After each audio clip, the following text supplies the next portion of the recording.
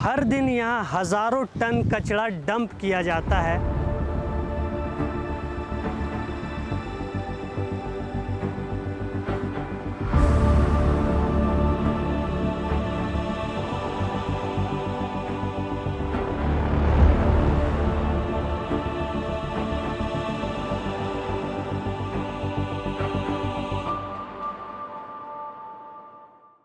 हम जिस धरती पर रहते हैं, जिस हवा में सांस लेते हैं और जिस पानी को पीते हैं, अगर वही सुरक्षित नहीं रहेगा तो हमारा भविष्य भी सुरक्षित नहीं रहेगा।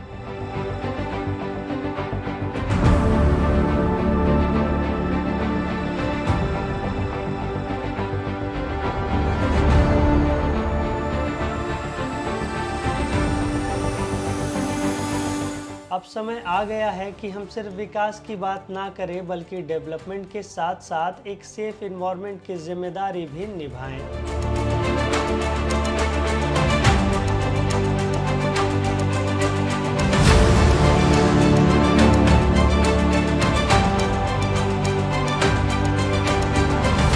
तो आइए हम सभी प्रकृति को बचाने, प्रदूषण को रोकने और आने वाली पीढ़ियों के लिए एक स्वच्छ और सुरक्षित वातावरण बनाने की शुरुआत करें, क्योंकि सेफ एनवायरनमेंट से ही सेफ फ्यूचर की पहचान है। और हाँ, हर इंसान के साथ जाता है एक पेड़, लेकिन वो अपने जीवन में कभी नहीं लगाता है एक पेड़।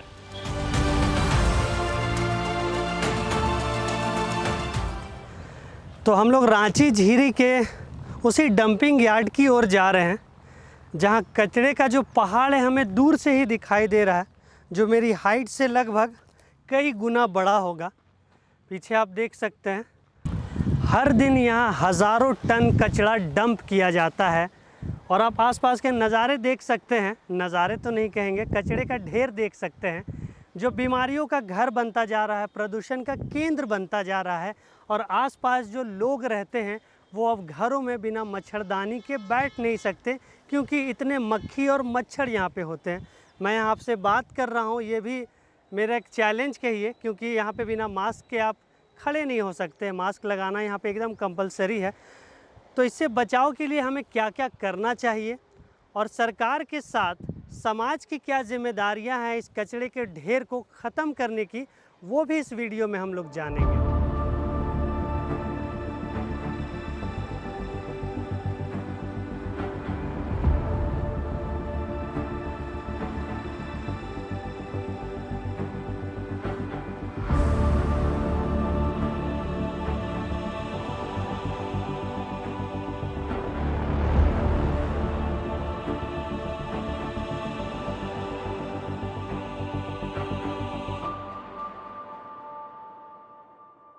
तो यहाँ पे आप देख सकते हैं, ये रेसिडेंशियल कॉलोनी है, जहाँ पे लोग अपनी ज़मीनें लेकर अपने घर बना चुके हैं। घर हर किसी का सपना होता है कि जिसके आसपास प्राकृतिक सौंदर्य हो, काफ़ी अच्छा सा माहौल हो, खुशनुमा माहौल हो, जहाँ पे बच्चे मैदान में खेल सके। लेकिन ये उससे भी डरावनी जगह है, जहाँ एक तरफ कचरे का पहाड़ है तो दूसरी तरफ घर है जिसमें बीमारियाँ उनके दरवाजे पर खड़ी हैं। तो इस बस्ती में भी जाएंगे, इस कॉलोनी में भी जाएंगे और आपको बताएंगे कि इन्हें क्या क्या मुश्किलें होती है। आइए।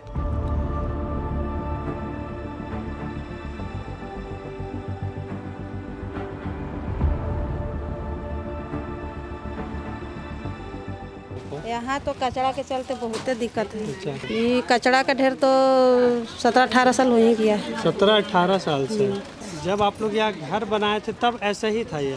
नहीं, हम लोग जब यहाँ घर बनाए तो कचरा नहीं था, यहाँ पर कुछ नहीं फेंकाता था। रोड तो पूरा साफा था, यहाँ रोड भी नहीं बनल था। अच्छा।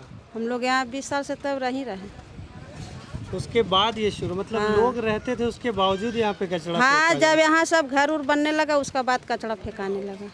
तो यहाँ के जो मोहल्ले वासी हैं सच में काफ़ी परेशान हैं। अगर आप तक ये वीडियो पहुँच रही है और इस एरिया के लिए ज़रूर कुछ होना चाहिए, तो इस वीडियो को ज़रूर से ज़रूर शेयर करें और लोगों को बताएं कि रांची के बीचों बीच इस इलाके में कितनी परेशानियाँ हैं।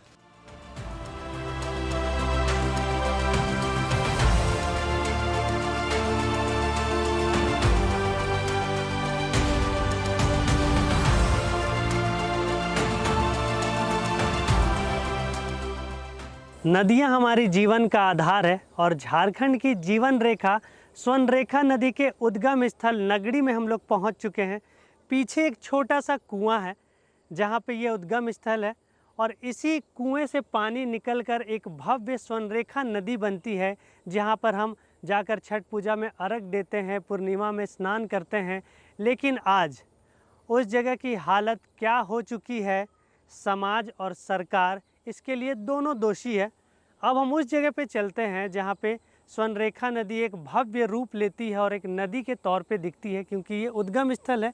यहाँ से एक छोटा सा हिस्सा निकल रहा है पानी का, जो पूरे साल यूं ही निकलता रहता है। काफ़ी शुद्ध पानी है, एकदम गंदा नहीं है। अगर आप इस कुएं में देखेंगे तो आपको पता चलेगा। लेकिन इसके दूसरी ओर जब आप नदी को देखेंगे तो वो अब नाला बनता जा रहा है।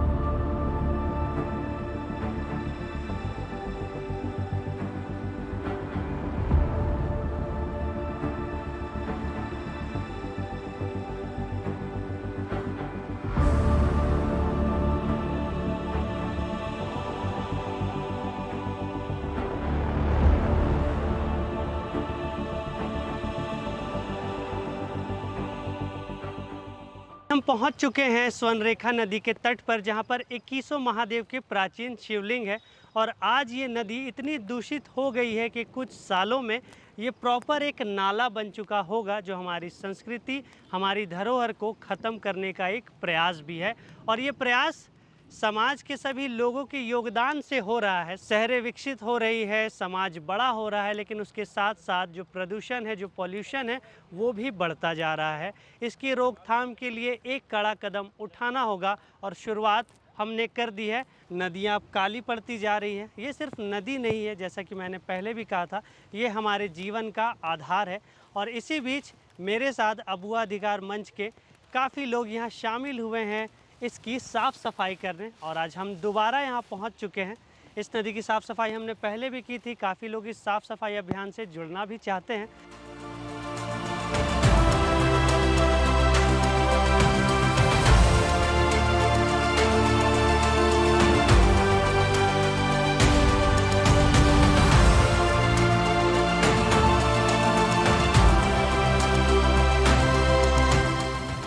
हम अपने घरों में भगवान की पूजा पाठ काफ़ी श्रद्धा से करते हैं और ऐसे लाके उन्हें नदियों के किनारे फेंक देते हैं। इनके साथ ही साथ कई प्लास्टिक भी यहाँ फेंका हुआ है।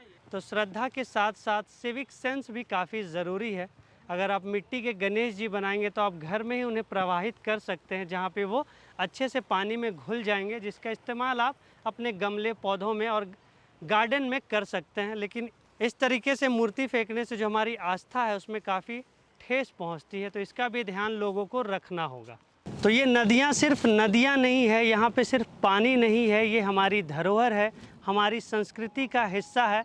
और जब छठ पूजा होता है तो यहाँ पे लोग अर्घ देने भी आते हैं, जहाँ आज खड़ा होना भी मुश्किल हो गया है, क्योंकि ये नाले में तब्दील होती जा रही है।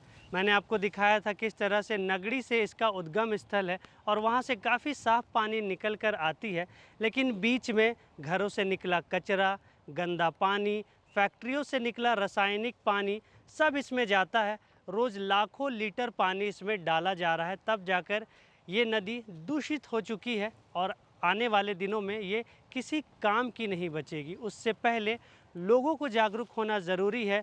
अभी ये सफाई अभियान बड़े ही छोटे स्तर में हम चला रहे हैं, लेकिन आने वाले दिनों में इसे एक क्रांति के रूप में, एक कैंपेन के रूप में हम लोग करने वाले हैं। और साथ ही जब इन नदियों से अवैध बालू की निकासी की जाती है बालू माफियाओं के द्वारा, पूरे दिन यहाँ इसी तरह से ट्रैक्टर में बालू लोड किया जाता है। और यही कारण है कि नदियों की धाराओं के साथ साथ इनकी संरचनाएं भी बिगड़ जाती है।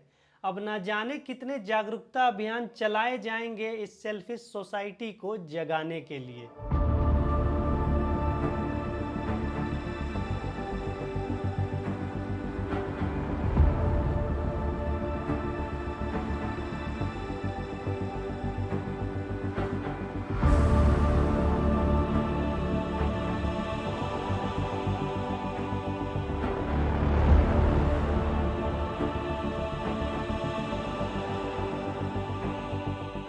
तो अब हम पहुंच चुके हैं रांची की कभी लाइफलाइन कही जाने वाली हरमू नदी में।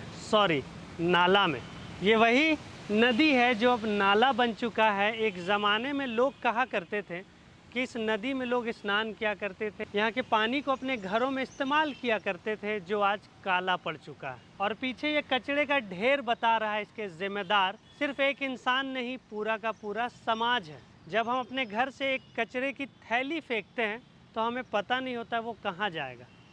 वो डंप यार्ड में जाएगा, किसी नदी में जाएगा, या इसी तरह से उसका ढेर लग जाएगा। आज सिविक सेंस के नाम पे हमारा इंडिया सबसे पीछे खड़ा है, लेकिन एक आवाज़ उठानी ज़रूरी है, लोगों को जागरूक करना ज़रूरी है और आज के युवाओं को आगे आना ज़रूरी है, तभी जाकर ये समाज सुधर पाएगा। और इसी सुधार के लिए मैं और अभुआ अधिकार मंच की टीम आगे आ चुके हैं, क्योंकि अब खुद ही जिम्मेदारी उठानी होगी और अपने जो आसपास के क्षेत्र है, हमारी जो पर्यावरण है, उसे साफ़ सुथरा और स्वच्छ रखना होगा।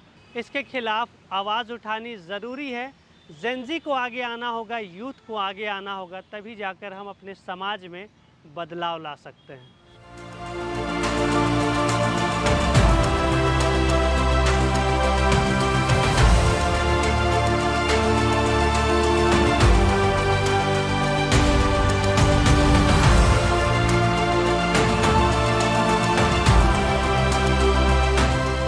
शहरें विकसित हो रही हैं, रोड की चौड़ाई बढ़ती जा रही है, लेकिन इसका खामियाजा कौन भुगत रहा है?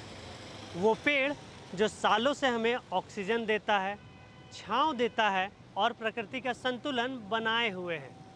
और पीछे आप देख सकते हैं वही पेड़ आज धराशायी हो चुका है, जिसे बचाने वाला कोई नहीं। हर गिरता हुआ पेड़ एक लकड़ी नहीं होता है। इससे कम होती है बारिश, बढ़ता है प्रदूषण और कम होती है ठंडी हवाएं, जिसे आज विकास के नाम पे यूं ही काटा जाता है। इसकी चौड़ाई आप देख सकते हैं, जिसे बड़ा होने में लगभग सालों लग जाते हैं। साथ ही पेड़ कटने के टाइम या पेड़ कटने के बाद इसके नाम से एक पेड़ भी नहीं लगाया जाता है। एक तरफ हम ग्लोबल वार्मिंग की बात करते हैं और दूसरी ओर इसी तरह से हज़ारों पेड़ काट दिए जाते हैं बिना सोचे समझे। शहरों का विकास ज़रूरी है, लेकिन प्रकृति को नुकसान पहुंचाकर नहीं, हर पेड़ के बदले एक पेड़ लगाना भी ज़रूरी है। ज़रा सोचिए, हमें विकसित शहर चाहिए या फिर जीने लायक धरती? अगर पेड़ बचेंगे तभी जीवन बचेगा। और हाँ, हर इंसान के साथ जाता है एक पेड़, लेकिन वो अपने जीवन में कभी नहीं लगाता है एक पेड़।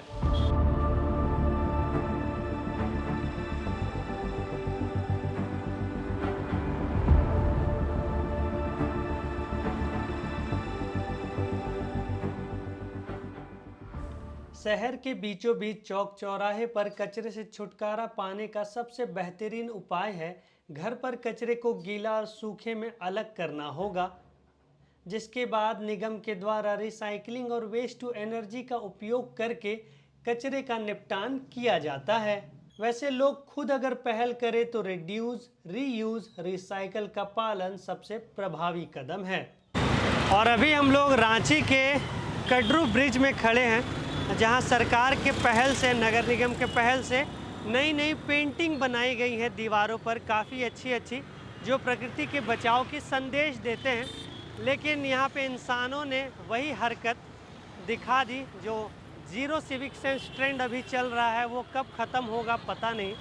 और इसके पेंटिंग में, नई पेंटिंग में पान खाकर और गुटखा खाकर थूका हुआ है, जो बताता है कि इंसानों को साफ़ सफाई से कोई भी मतलब नहीं है। अगर सरकार पहल भी करती है तो उसे भी गंदा करने में मनुष्य, इंसान सबसे आगे रहते हैं और उन्हें कोई शर्म नहीं आती।